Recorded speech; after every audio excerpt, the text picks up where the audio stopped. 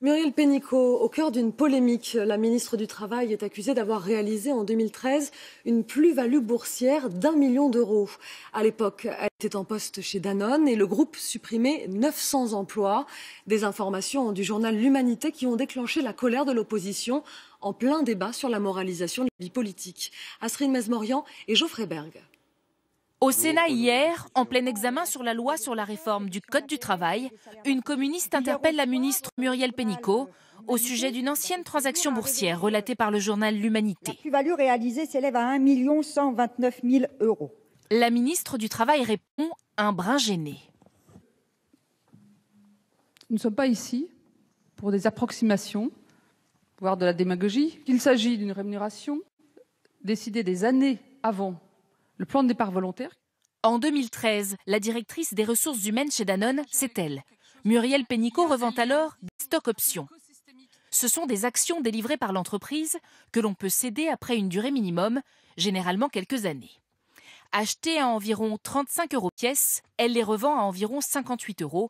Les titres Danone lui rapportent donc plus d'1 million d'euros de plus-value, alors qu'un plan de départ volontaire frappe 900 salariés, dont 230 en France.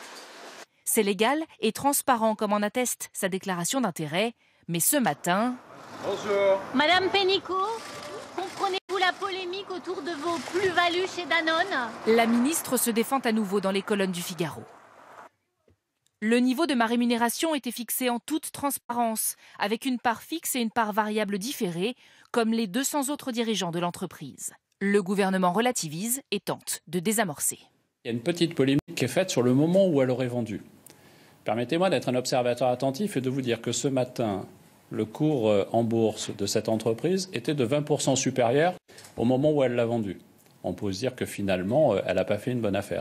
À l'Assemblée aujourd'hui, l'opposition de droite comme de gauche surenchérit. C'est une faute morale pour certains.